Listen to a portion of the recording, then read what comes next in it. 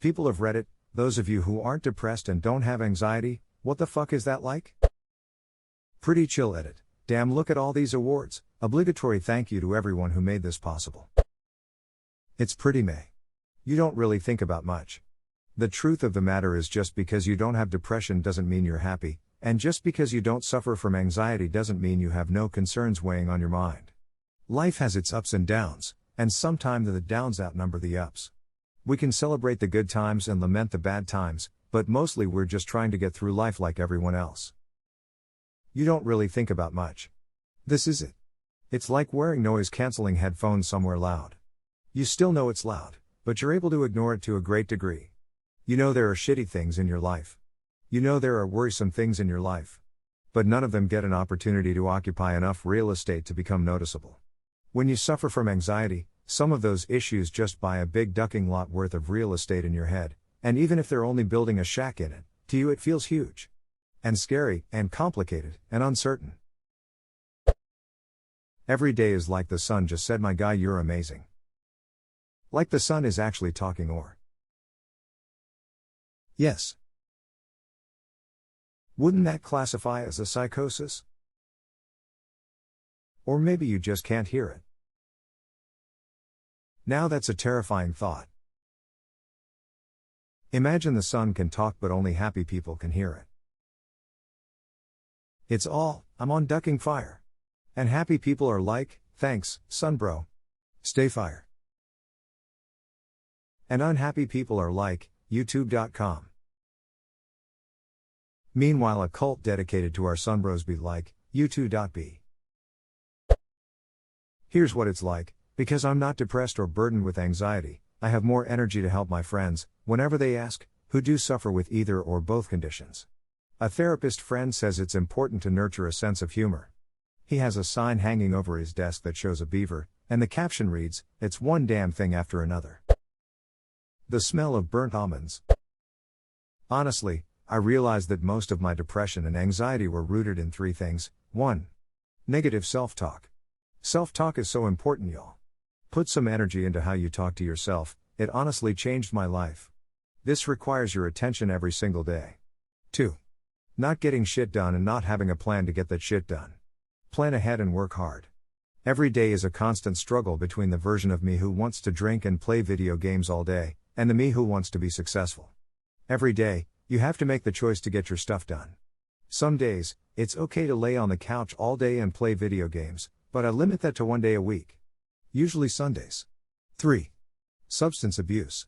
I have an extremely addictive personality. While I wouldn't say I was heavily addicted to alcohol, I certainly needed to dry out. Now, I only drink on weekends if at all, and only get drunk a few days a year for special occasions.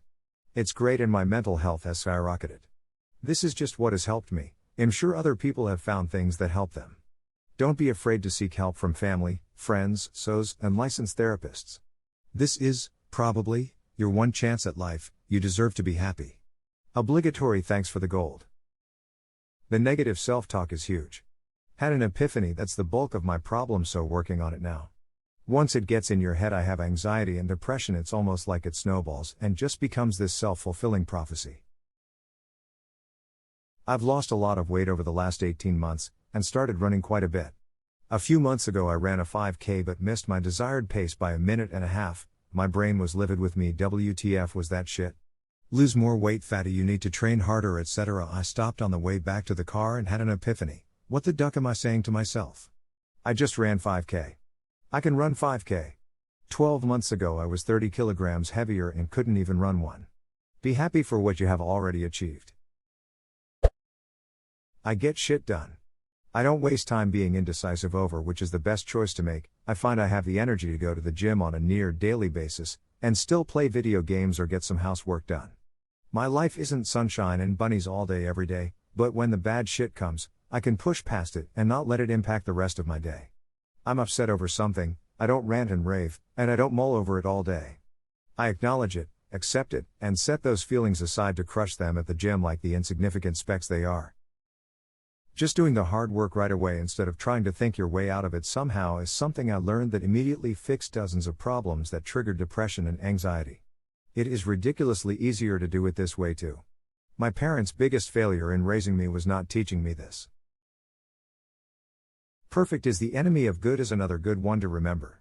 My girlfriend is a bit of a perfectionist. She spends 3 times as long on certain things than me because she has to pick the best container of raspberries, or whatever. I'll go and grab one, look at it, see no mold, good enough, they'll be all eaten in 6 hours anyway. A professor once told me that only 20% of people are wired to be happy, the rest of us are all walking around dealing with something, and this is why there should not be a mental health stigma. The whole class kind of went ha, and it's always stuck with me. Fuyu smile. So basically happy people are abnormal. I'll buy that. Often I feel like I'm one of the only neurotypical people I know. I don't know what it's like to experience anxiety and depression, but I know they're real and I do everything I can to be empathetic and helpful. I agree, most friends have depression or anxiety and I wonder how I got out okay. It's really great. I wouldn't say my depression and anxiety are totally gone, but I'm miles better than I was just a few years ago. I had a pretty rough childhood and had to do a lot of self-reflection to realize where my trauma was coming from. The real turnaround came when I decided to go back to school for game design. I had started going to therapy and soon after that realized I needed to truly chase what I was passionate about, even if I really had no foundation for it. Now that I feel like I have a goal and a purpose in life, things are so much brighter. I get a good night's sleep, I hang out with my wife, I play with my dogs, I spend very little time online, I socialize with my friends, and life is sweet. Man, you're living the dream. Are you retired? I can do something super embarrassing in front of hundreds of people without being embarrassed at all. Same, I have zero shame. You still get depressed or anxious, but it goes away after a bit and is much more infrequent. It's nice. No, it's incredible. It's fantastic. But it wasn't always like this. I worked for it. And goddamn is it worth it. I'm basically on cruise control now in terms of being chill.